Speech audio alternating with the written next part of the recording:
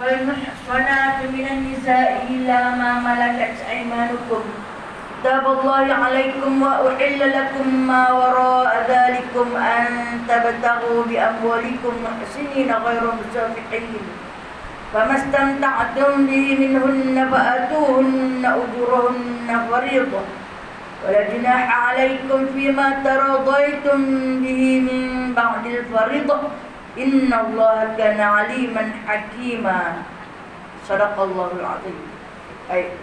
Satu penerangan Allah Subhanahu wa taala pada ayat yang ke-24 ini selepas penerangan yang begitu panjang pada ayat 23 yang kita baca minggu yang lalu berkenaan dengan wanita yang diharamkan berkahwin.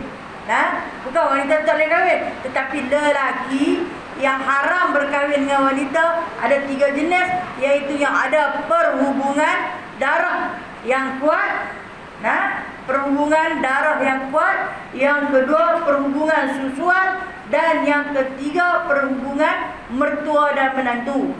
Kita tahu kalau perhubungan darah yang kuat ni mungkin anak abang ke, anak kakak ke, anak adik ya.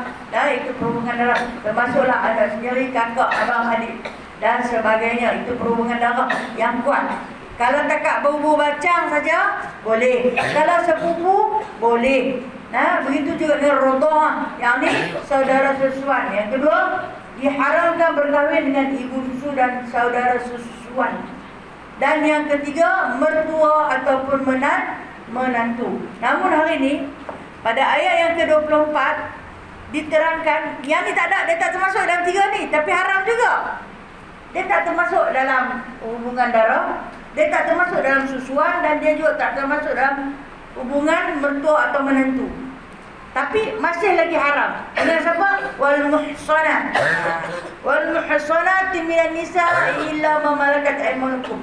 Dan muhsanat ini maksudnya Allah itu atah daripada mana? Atah daripada ayat yang ke-23 wa hurrimat alaikum.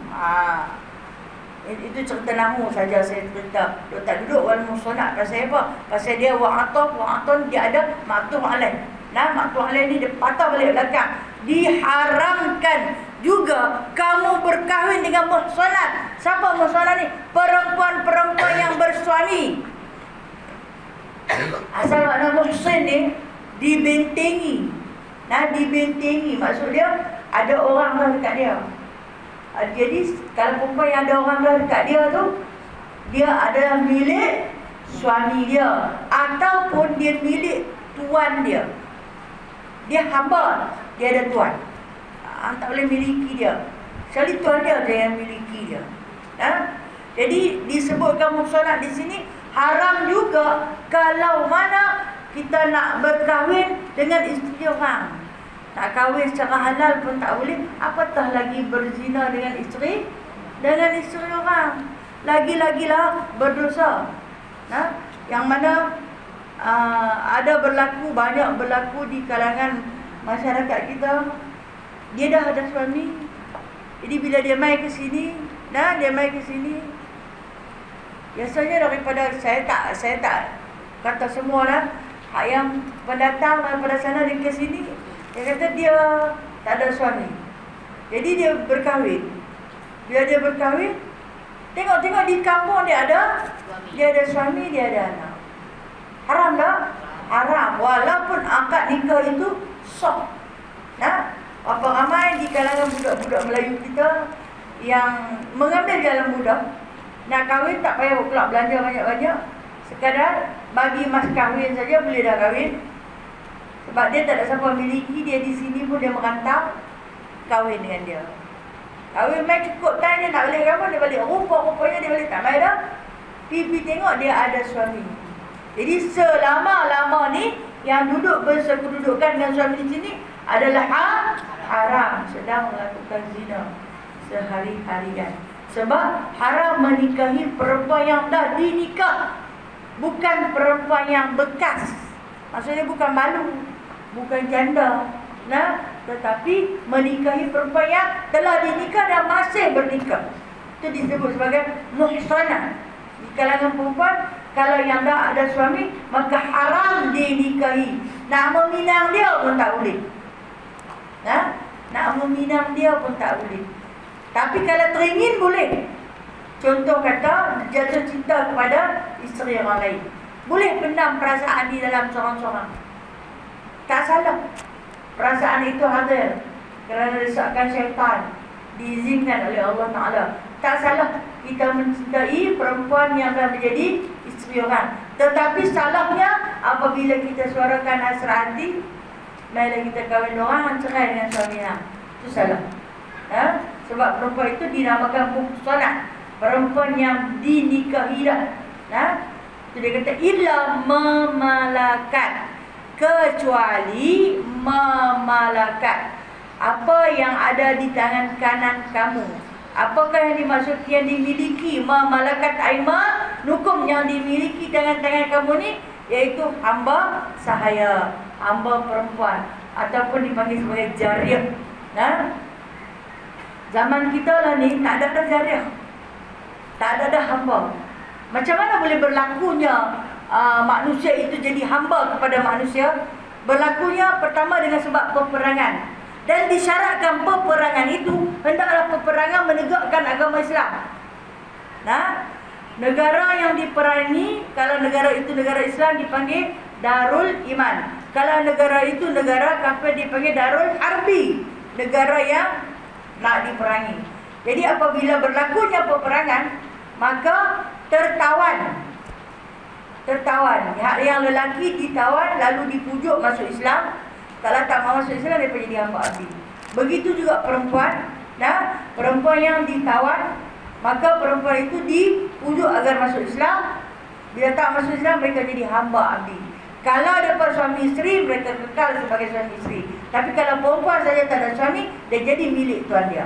Maka itu yang dipanggil aima malakat aimanukum, tuan dia punya. Jadi tuan dia boleh tak miliki dia? Boleh memiliki dia. Maksud dia, seorang tuan boleh tak bersekedudukan, bercampur gaul, melakukan hubungan intim dengan hamba perempuan? Boleh. Dengan syarat hamba perempuan itu daripada 3 sebab yang kita sebut tadi. Pertama, dia hamba tawanan daripada negara yang berperang dengan sebab menegakkan agama, Islam. Dia memang orang tawanan.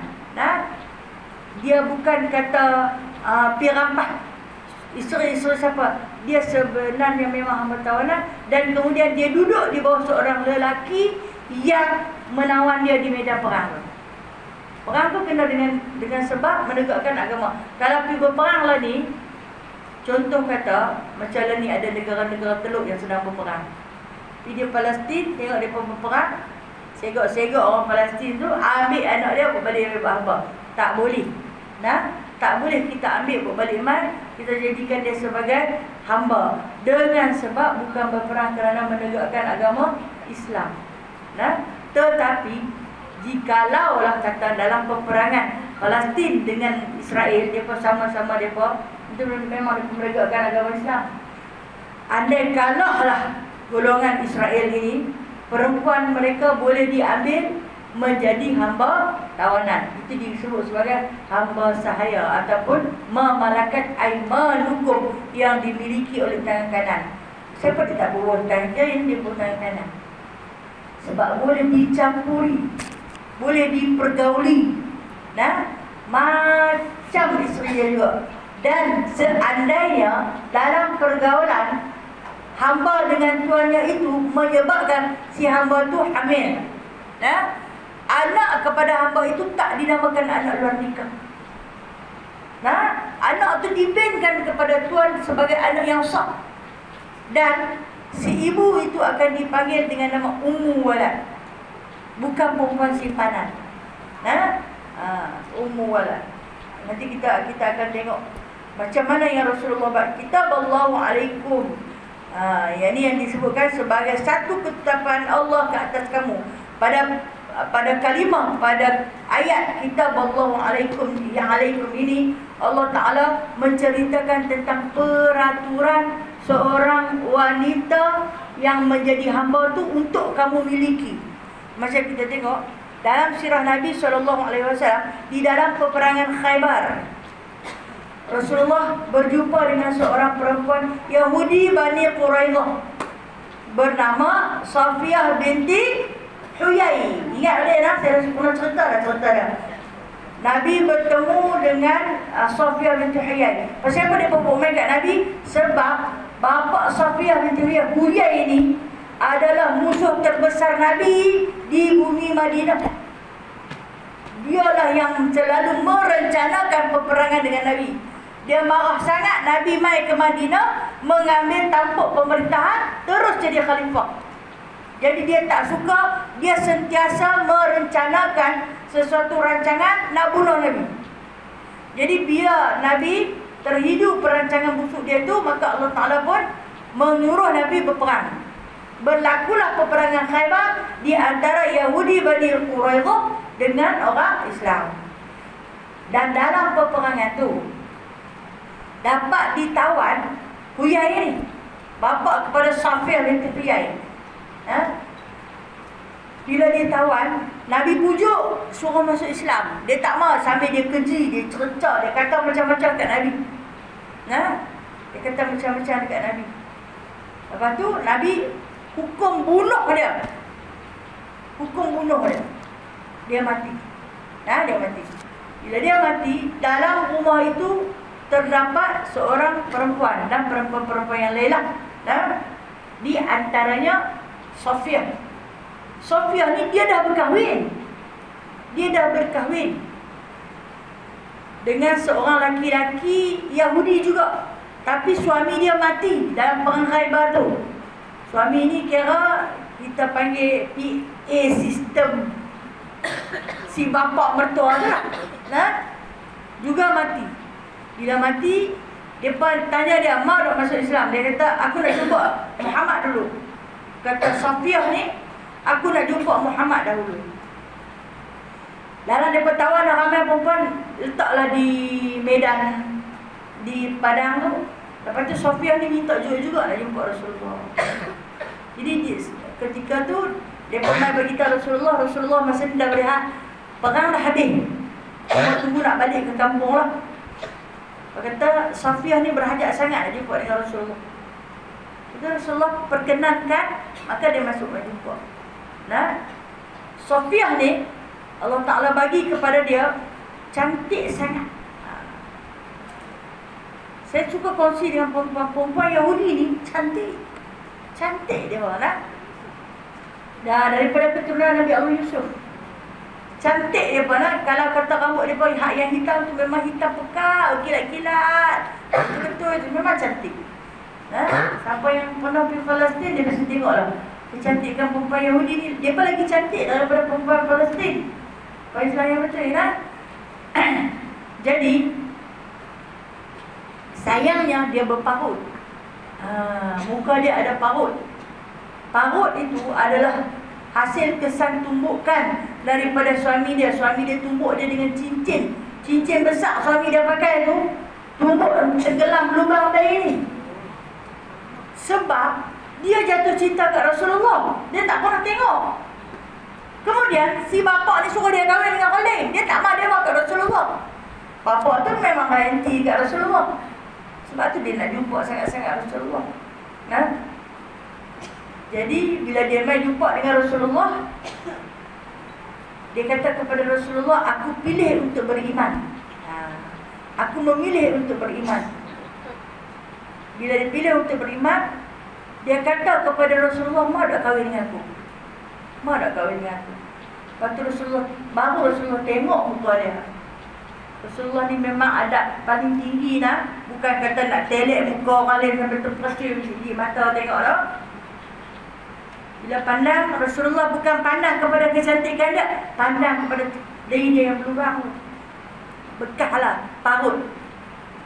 Lepas tu bila tanya, dia cerita sebenarnya dia kata dia dah lama dia cerita kat Muhammad. Tetapi oleh kerana perbezaan akidah, dia daripada Yahudi, maka bapa dia pula musuh terbesar Muhammad, dia tak boleh berkahwin. Suami dia pukul dia pada malam pertama dengan sebab dia serahkan jasad tetapi tak serahkan hati. Hati dia untuk Muhammad. Jadi dia pilih. Hari itu dia tawarkan diri dia, mau tak kahwin dengan dia. Dan Rasulullah kata, ya. Sebab dari sampai berlubang begitu tu, orang dia pun cantik sangat lah. Lepas tu Rasulullah ambil dia sebagai isteri dengan mahar, dengan mas kahwin itquha, iaitu kemerdekaannya. Itquha sadaqatuha. Waktu baginda sallallahu alaihi wasallam mengangkat lafaz akad nikah, menyebut maharnya dengan mas kahwin, itquha sadaqatuha, iaitu kemerdekaan baginya. Mas kahwin dia adalah dia dimerdekakan. Maka Rasulullah pun ambil dia menjadi isteri. Ini yang dia kata, kitaballahu alaikum. Ini yang kitab Allah yang difardukan, yang disuruh, yang digaris pandukan oleh Allah. Kalau hendak buat isteri, bebaskan dia. Kalau tidak pun bela dia elok-elok kalau nak guna dia. Kalau dia isteri orang, pastikan dia tak ada suami dekat dia. Dia memang seorang-seorang, suami pun tak ada, baru boleh. Jadi Rasulullah ini memilih dengan sebaik-baiknya, lalu mengambil dia sebagai isteri. Dan ketika mana baginda sallallahu alaihi wasallam membawa Safiyah binti Huyai ini pulang, Rasulullah tak naik kenderaan dekat dengan dia. Dia duduk kenderaan yang paling belakang. Rasulullah mengendarai unta di paling hadapan. Ada yang mana sampai dulu semua pakai abang Muhammad kahwin satu lagi tu. Kahwin lah satu lagi tu. Biasalah. Mulut orang ni kan. Hak yang cerita bagus lah. Hak yang cerita tak bagus ya. Yang ketika ini Aisyah radhiyallahu anha tengah tumbuh mekar, mewangi, cantik. Dia dengar dia pergi habaq kepada seorang lagi isteri Rasulullah yang bernama Hafsah. Ingat cerita Rasulullah kahwin lagi satu, tapi hamba Yahudi pula tu. Macam mana Muhammad boleh pergi kahwin dengan orang Yahudi? Setelah dia masuk Islam dan Rasulullah merdekakan dia serah diri dia ke Rasulullah. Jadi Rasulullah kahwinlah dengan dia. Dia ada sejarah Safiyah binti Huyai ini. Dia di antara yang meriwayatkan banyak hadis Rasulullah Lepas tu tapi sayang, walau cantik pun wajah dia berparut. Walau cantik pun tapi dia Yahudi. Kira itu jadi di antara kekurangan dalam diri dia. Bila dia sampai di Madinah, Aisyah kata, aku tak mau tengok dia. Cemburu tu ada. Kamu tak mau pandang dia. Tak mau pandang. Dia pun diasingkan daripada isteri-isteri lain. Orang baru masuk ni, maka terasinglah Safiyah binti Huyai. Namun baginda sallallahu alaihi wasallam tak pernah mengasingkan dia. Bergaul sama atau sama adil macam isteri-isteri lain. Cuma isteri lain cemburu dengan sebab kenapa dipilih Safiyah daripada keturunan Bani Israel. Yahudi daripada Yahudi. Sedangkan ramai perempuan Madinah yang punya gila ke Rasulullah. Rasulullah tak pilih. Ini yang disebut kataballahi alaikum. Allah dah tulis untuk dia yang pun. Bukan kata dia pergi ambil yang elok-elok. Benar kata muka pun berparut lah. Jadi bila mana Safiyah ini di antara isteri yang selalu diasingkan, dia macam mana cara dia nak bawa diri dia? Dia sentiasa ikut Nabi SAW berperang. Dialah wanita pertama yang menanggung pedang, yang berperang fi sabilillah. Sebab orang tak makan orang lain dia masuk medan perang. Dia di antara wanita pertama yang menghunuskan pedang dan membunuh orang musyrik lah. Itu kehebatan yang dimiliki dia. Dia pandai memanah, dia pandai main pedang, dan dia di antara isteri Rasulullah yang paling bijak. Maka dengan sebab itu, oleh kerana dia pergi berperang, harta ghanimah, harta rampasan dia dapat gaji lah.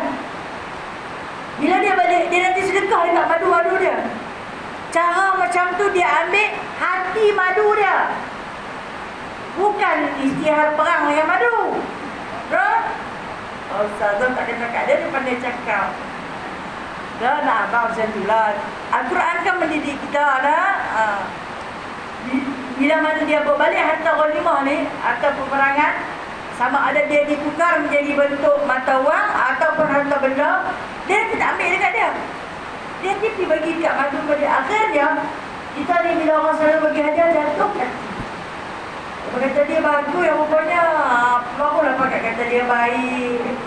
Segala-gala dia nanti tanggung. Dia cakap tak boleh nampak tak macam cakap ayah dia. Itulah Safiyah binti Huyai. Ingat nama dia lah, Safiyah binti Huyai, seorang wanita. Sampailah satu masa kan saya kata tadi Aisyah tak tengok dia kan. Selepas beberapa lama baru Aisyah pandang dia. Bila Aisyah pandang dia, patutlah Rasulullah terima dia. Memang cantik sungguh. Bila Aisyah mengakui kecantikan dia, barulah dia perakui oleh seluruh isteri-isteri oleh dia memang paling cantik di antara isteri-isteri Rasulullah sallallahu alaihi wasallam. Walaupun Sayyidatina Aisyah mendapat julukan Humairah, si pipi merah, rupanya ada lagi yang lagi cantik daripada dia. Walaupun dia seorang balu, itulah yang dimaksudkan dengan Kitaballahi alaikum. Itu yang tersurat, yang disusun, yang diwakilkan oleh Allah Ta'ala atas kamu. Okay, kemudian wa uhilla lakum ma wara'a dzalikum, dan dihalalkan bagi kamu orang-orang lain yang lain daripada yang tersebut. Apa yang tersebut? Yang kita baca pada minggu yang lalu, mak nakan, anak nakan, anak diri yang telah digauli, menantu, mertua, itulah yang tersebut kita dahulu. Termasuklah perempuan yang dah dinikahi. Semuanya haram, selain daripada itu, uhilla lakum, barulah halal, kahwinlah. Ramai lagi duk ada, yang hampir berkenan dekat anak makan hang juga pasal apa? Ramai lagi duk ada awak yang berkenan dekat menantu, saudara susuan, ramai lagi duk ada. Selain daripada itu kata Allah, berkahwinlah, uhilla lakum, dia halalkan bagi kamu untuk berkahwin. Dzalikum an tabtaghu bi amwalikum muhsinin ghairu musaffihin. Kerana dia kata yang demikian itu, dia kata buat kamu cari isteri dengan harta kamu. Cari isteri dengan harta kamu. Nak beristeri kena ada harta. Kerja pun tidak. Yang tahu nak kahwin, mak dia tanya, hang tak kaya sangat nak kahwin? Ada duit kan? Tak ada. Habis nak kahwin, macam mana orang nak bagi dengan duit tak ada, dengan kerja tak ada? Dia tu anak ustaz takkan dia tak bagi duit. Ustaz pun bukan malaikat, dia nak makan. Mai minta anak orang. Kata Allah di sini dia kata, kena anta bertaruh bi amwalikum, kenalah ada harta sikit. Apa nak bagi mas kahwin? Ni sampai apa pun tak ada.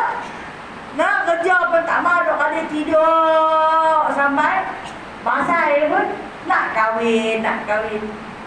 Cari dulu harta, bukan disuruh cari banyak-banyak. Kalau ini kata kita orang Jawi, kita orang Jawa, kita orang Malaysia.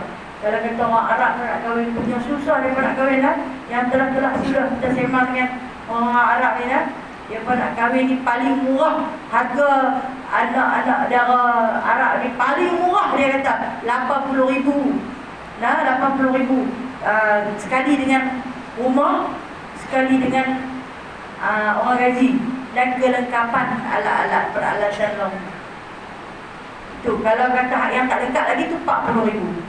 40,000, tapi sekurang-kurangnya kena siapkan rumah untuk dia dan juga orang gaji. Sekurang-kurangnya sebulan kena bagi dia orang gaji. Awak bertahu tu, kena begitu kan. Di mai kahwin, alhamdulillah, janji ada mas kahwin orang bagi, alhamdulillah. Tu pun kalau pedas saja jadi 12,000, terbelik jadi macam sampai 12,000. Lagu tu mengaji tak tinggi mana. Lepas tu naik sikit lagi trend 15,000. Kalau 10,000 tu biasa-biasa lah. Tapi kalau kita zaman dulu-dulu 500. Dia dekat-dekat macam nak bagi saja je. Mas kahwin pun RM24. Hutang lagi. Dulu lain cerita. Nah, dulu semua orang tak payah beli. Lah ni lagi lain cerita. Semua kena beli. Nah, nak pergi kencing pun kena bayar. Kali pergi kencing di masjid dengan surau free lah tu. Pergi ada tinggal pergi Lampung. Nah, masa percuma tu silapnya manusia lah. Bila dapat percuma, pahala balai. Macam tu lah. Nah, bila dah muda dapat isteri, tak menghargai. Ni bila dia dapat mahal-mahal.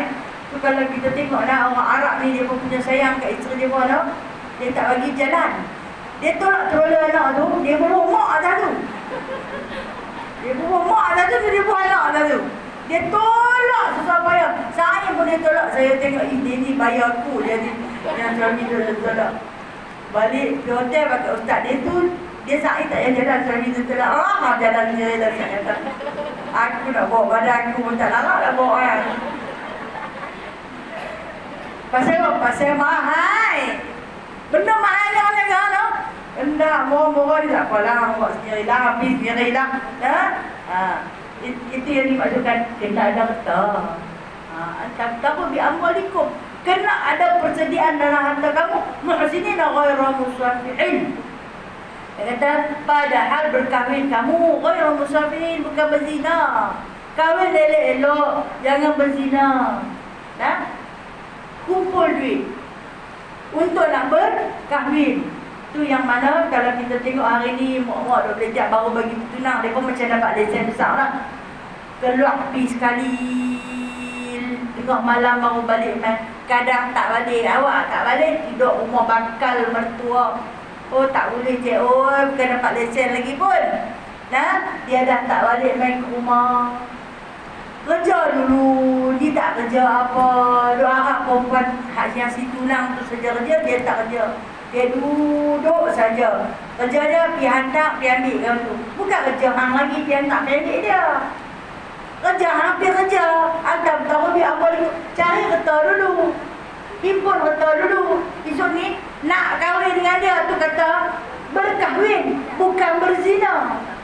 Bila dia duduk sekali sangat-sangat, akhirnya syaitan yang jadi orang ketiga itu akan menghasut perasaan suka sama suka di antara dua pasangan yang belum lagi halal. Maka berlakulah perzinahan. Itu dia kata cari duit, boleh kahwin cepat. Ni duit himpun tak cukup-cukup lagi. Bersalah pula mak perempuan tu. Letak tu mahal sangat, sampai 5-16 ribu. Anak dah letak kerja, siapa suruh hang tak kerja? Pasal hang tak mari ikut kitab panduan yang Allah Ta'ala bagi. Kalau hang ikut, dah tentu dah kata nak kahwin tu kena kerja lah. Usaha, usaha untuk mencari harta bagi menampung perbelanjaan dalam perkahwinan. Mungkin macam kita tengok yang orang dah letak ribu-ribu tu, dia berhak tak? Sebagai ibu bapa, dia berhak. Nah, dia bukan jual anak. Kalau dia nak cerita dia jual anak, dia kira bil daripada hospital dia pergi bersalin tu. Kalau dia tulis bil tu, juta orang kena bayar ke anak dia tu. Tapi tak, sekadar saku hati, bukan dia nak ambil kat dia pun. Habis sangat dia buat kenduri, bagi apa makan juga. Nah, jadi bila orang kata tujuan anak, bukan dia. Nah, bukan dia. Dia berhak sebagai ibu bapa, dia berhak. Sementara mas kahwin itu pula adalah nilai diri seorang wanita yang dinikahi. Nilai dia. Dia punya suka dia nak letak 1,000 ke. Oh, mas kahwin bayar sampai 1,000. Diri dia.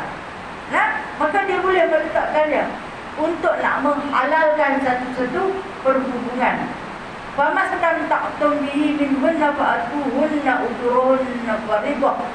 Maka kata Allah, maka siapa-siapa yang kamu mahu campuri dari perempuan-perempuan itu, maka hendaklah kamu beri kepada mereka mas kahwin mereka sebagai satu kewajipan.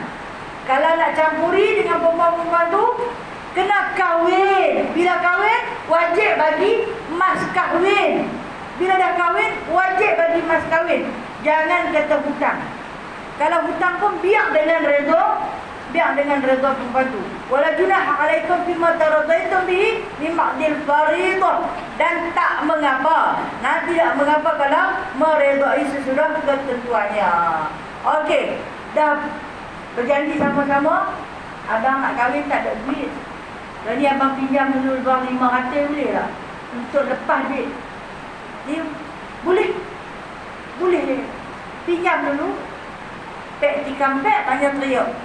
Pinjam dulu duit si tudang ni, bagi dekat abang. Abang menikah dengan mas kahwin. Daripada dia memandu tu, tak salah abang kata kadi ni saya pinjam kat dia lah. Jadi saya tak ada. Bikin malu lah, bikin malu keturunan lah. Jadi boleh dengan redha meredai. Masa dia redha, macam kita punya kepala. Masa dia sayang, dia seronok, dia redha lah. Tunggu dia sakit hati. Dia nanti ukir, kata pabik-pabik. Masa dia seronok. Sebab cinta tu, dia bukan boleh menjamin kehidupan. No? Segala cinta. Kena juga ada harta.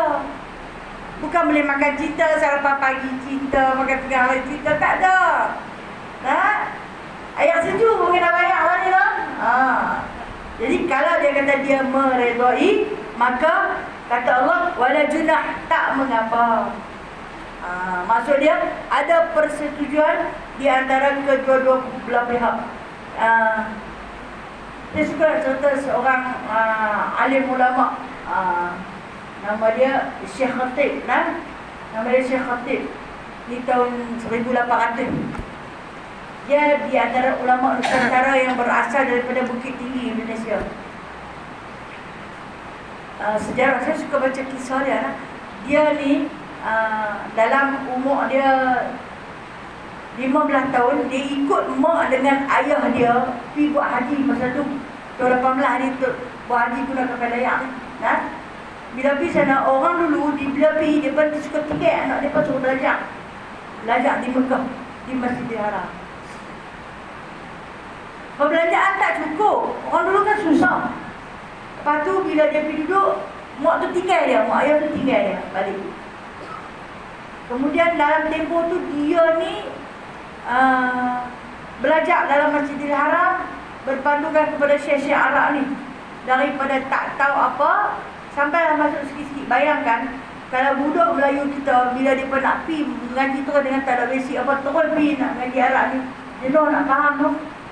Saya ingat dari pengalaman anak saya, dia kata dia 6 bulan Allah Ta'ala buka ya Fatihal Abwab, Allah Ta'ala buka pintu ni. Dia kata daripada tak faham kepada satu patah, Allah faham ke semua. Daripada tak boleh baca huruf Arab yang tidak berbaris, boleh baca semua. Sampai saat Allah buka. Jadi cerita Syekh Khatib ni, dia macam tu. Belajar kena ada kitab, kena ada buku. Dia tak mampu nak beli.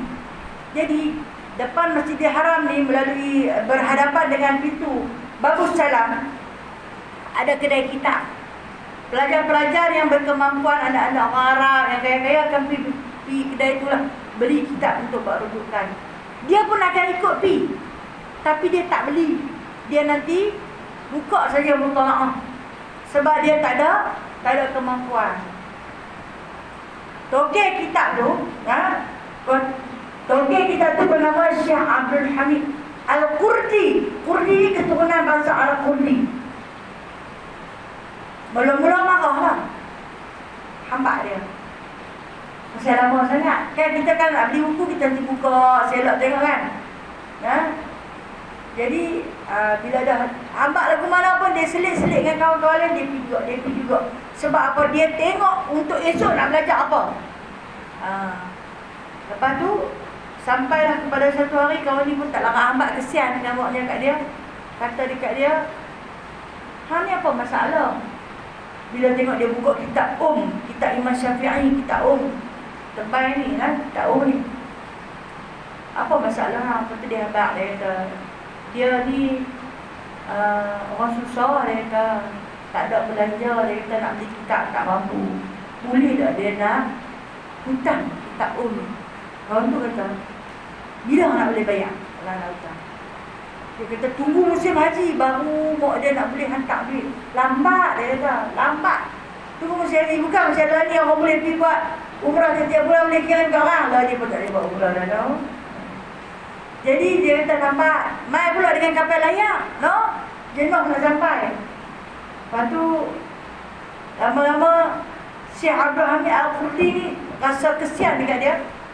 Tak apalah, dia kata, lah ni aku bagi keizinan, amailah hari-hari bukan kita kat sini. Dapat satu istimewa. Dia main. Bila habis dia tolong kitab tu, dia tanya, Kurdi ni, apa yang perlu buat? Hang khidmat dekat aku. Dalam kedai buku tu, susun bagi elok-elok, sapu, sawang-sawang, habu-habu. Dan khidmat kepada isteri aku apa yang boleh khidmat. Apa yang isteri aku suruh. Jadi budak suruhan lah. Dan apabila selesai, dia akan dibekalkan dengan sebuku roti. Makan pun dapat, belajar pun dapat. Jadi bila esok dia masuk Masjidil Haram, apa yang dia nak belajar untuk hari itu dah ada dalam kepala otak dia. Ataupun kalau yang dia tak boleh ingat, dia akan tulis di atas lembaran-lembaran kertas lama. Punya nak belajar sampai tahap tu kita yang ada buku siap pun tak mau baca. Pasal apa? Tak ada masa. Pasal kita pergi mana tak tahu dah. Balik kampung nak masa. Okey, lepas tu Syekh Abdul Hamid Al-Khudri ni jadi jatuh cinta pada Syekh Khatib ni. Jatuh hati bagus budak ni. Dah suruh buat kerja tu, buatlah kerja. Tak curi tulang. Main masa dia belajar sungguh-sungguh. Sampai Syekh Abdul Hamid ni, yang tukang jual kitab tu tak pernah buka pun kitab Buka, Masya Allah, banyaknya ilmu. Kata dia ni orang bukan calon-calon punya budak. Dia berkenan. Dia ada seorang anak perempuan. Ni bukan kisah dongeng, kisah benar. Wafatnya Syekh Khatib ni pada tahun, kalau tak silap saya, 1916. Dia wafat. Lepas tu bila dah berkenan dekat dia, tanya, mau dah kahwin dengan anak dia? Tak seronok ke? Makan dapat, belajar dah. Tak dapat kahwin pula ni. Yarzuqu min haitsu la yahtasib. Allah Ta'ala tu bagi rezeki kan tak disangka-sangka. Tapi kena berkhidmat kerana Allah. Jadi dia kata, lah, siapa tak nak kahwin dah sampai kepada peringkat umur. Dia nak kahwin lah memang. Tapi dia abang, dia kata, apa hang pun tahu. Dia kata, Syekh aku apa pun tak tahu. Apa pun tak tahu. Sementara kamu adalah golongan daripada orang berada. Okey kedai buku kan, orang berharta lah. Dia pula jadi budak suruhan. Tapi oleh kerana Syekh ni jatuh hati, dengan sebab kesungguhan dia, dengan sebab ketinggian ilmu dia, dia kata tak apa, jangan bimbang. Muhammad Amal tu belum tentu. Dulu orang buat haji sekali seumur hidup. Dia kata bahkan tak boleh main. Kalau nak hantar sorak pun berbulan baru nak sampai. Bukan macam ni dulu, ni punya budak lah WhatsApp pun boleh kan. Tak apa dia kata. Jadi nak bayar emas kahwin ni macam mana? Berbincanglah di antara Syekh Abdul Hamid Al-Khudri dengan Syekh Khatib ni. Lalu macam ni. Adik-adik aku ni semua orang kaya. Dia pun nanti mai kita kena panggil, kita buat walimah, kena buat kenui. Dia pun nanti mai. Di hadapan Qadiyah kena nyatakan dan tunjuk emas kahwin tu. Aku bagi dekat hang 500 riyal. Bagi dekat hang 500 riyal. Dia pun tak cakap lah, saya yang cakap lah. Bagi mudah faham lah. Bagi dekat hang 500 riyal. Lepas tu sat lagi masa akad nikah tu hang bagi duit ni. Dan anggaplah 500 riyal ini bukan satu pinjaman, tapi hadiah daripada aku. So, saya kata praktikan dia bawa mentua nak bagi balik lah. Kemudian pada tu dia pun setuju. Di hadapan adik-beradik saudara mara yang hadir tu, nampaklah tinggilah nilai mas kahwin dia.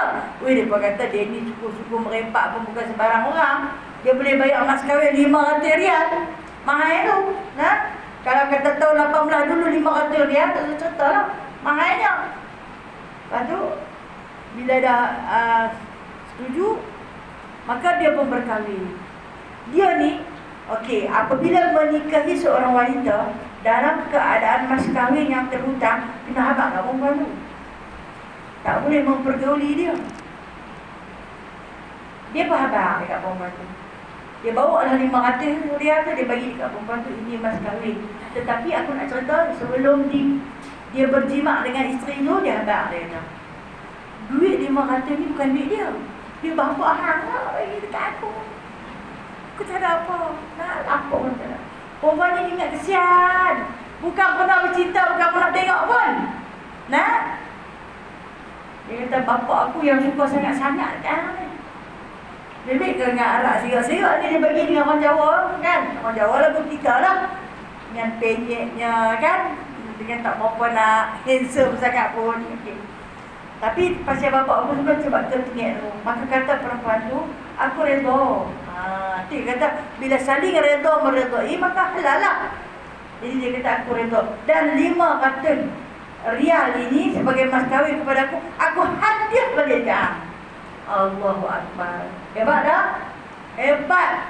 Pertama, dapat belajar percuma. Dapat makan percuma. Dapat isteri percuma, dapat hadiah balik. Hanya dengan sebab menuntut ilmu di jalan Allah, menjadikan Al-Quran itu sebagai panduan, maka jangan kita bimbang, rezeki itu nanti mai lah. Dia tak mai lah segedebak turun tu dah. Tapi sikit-sikit kita akan terlihat dengan kebesaran Allah. Ini maksud wala junaha, tak apalah kalau saling redha meredai. Dengan syarat perempuan tu jangan ungkit. Okey, apa cerita kalau perempuan tu ungkit? Aku tak ni orang bayar. Terus bagi dia ingat. Terus ni bawa nak ungkit. Cucu dah sebelah aku nak ungkit. Mana dia nak ungkit? Bagilah kat dia. RM2 suku je kot. Bayar pergi dia. Jangan bagi dia ingat. Esok dia berbunyi lagi. Mama ajak sikit dah. Aku dah bayar dah. Tapi kalau saling redha meredai dia tak apa. Terima taradai itu mimma dil fardi itu. Bila ada keredaan di antara kedua-dua belah pihak, sesudah ketentuan yang ditentukan berapa, bagilah. Sebab innallaha kana aliman hakima, kerana sesungguhnya Allah Ta'ala itu hakim, aliman, kana aliman, maha mengetahui, hakima, maha bijaksana di atas segala ketentuan yang dibawa datang oleh Allah ini dengan penuh bijaksana. Bukanlah kata boleh senang-senang bagi kat orang macam itu saja. Itu dinamakan perempuan itu dimiliki dengan penuh penghormatan, bukan dikuasai. Perempuan bukan dikuasai, tetapi dia hanya dimiliki. Dan pemilikan dia itu hendaklah melayan dia dengan sebaik-baiknya. Ada orang yang hanya mampu bagi mas kahwin sekali seumur hidup, tapi tak mampu nak bagi nafkah. Ni cerita ayat ke-25. Mas kahwin boleh bagi, nafkah tak boleh bagi. Nanti kita tengok. Nak dia dah pergi 10 lebih dah ni. Sikit je lah boleh lah. Ayat ni panjang ni. Sikit lah saya kata. Wa man lam yastati' minkum tawlan.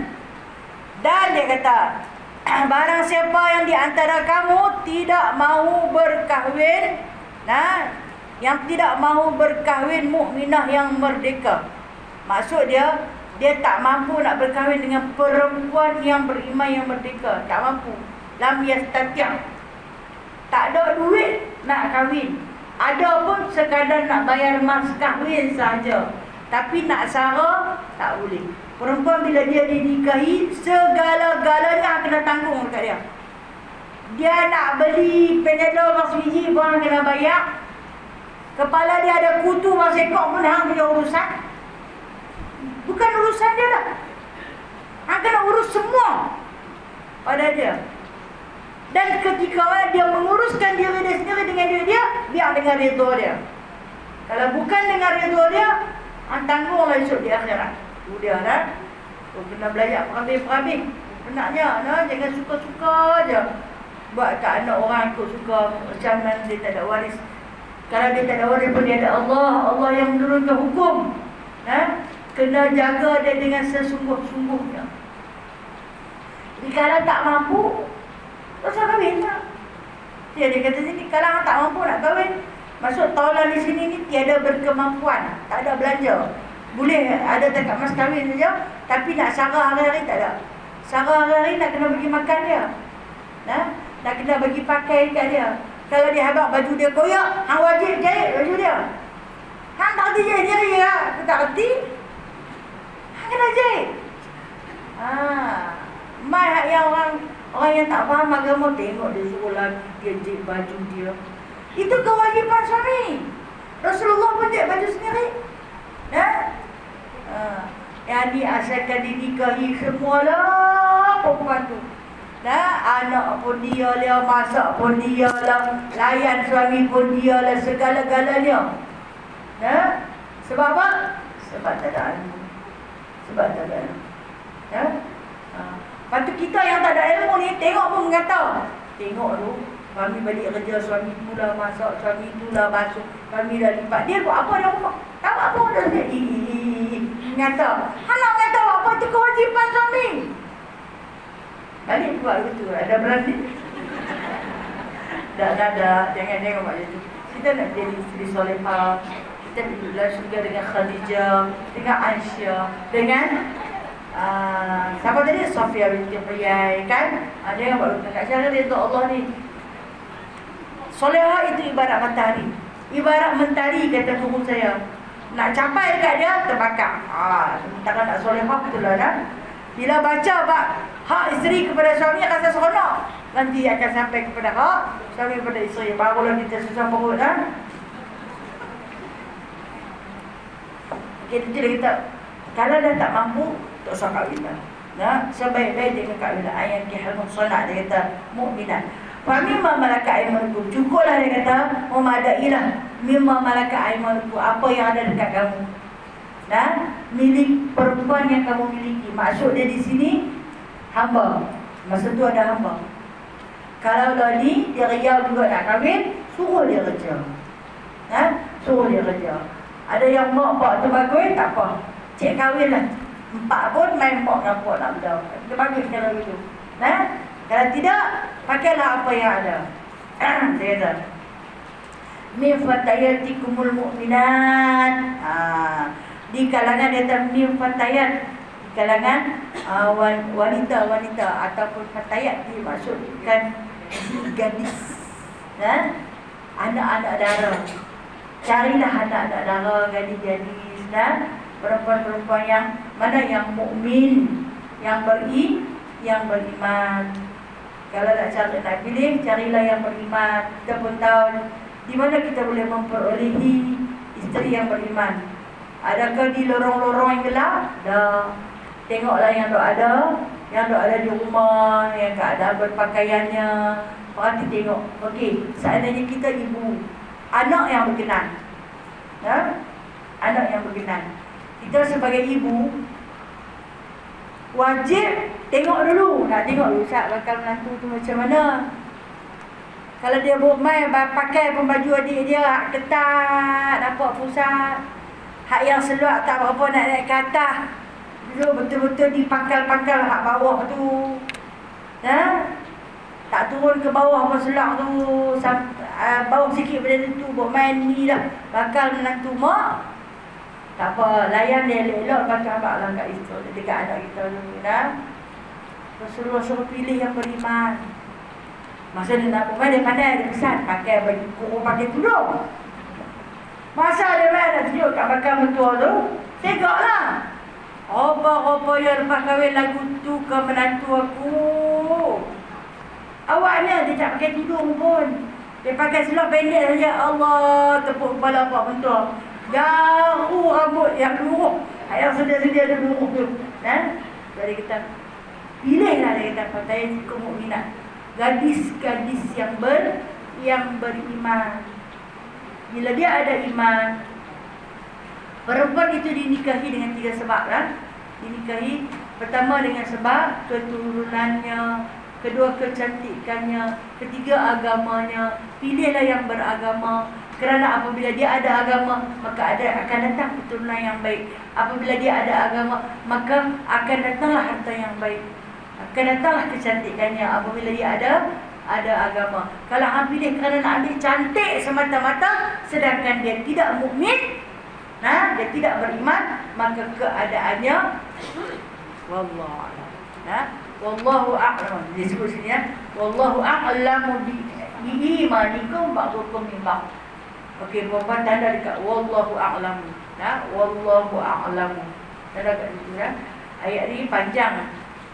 Dan huraian dia ada panjang lagi. Kalau saya nak bagi perhabis 2 hari ni, ke 12 hari kali. Wallahu a'lam. Sambung dekat wallahu a'lam ya.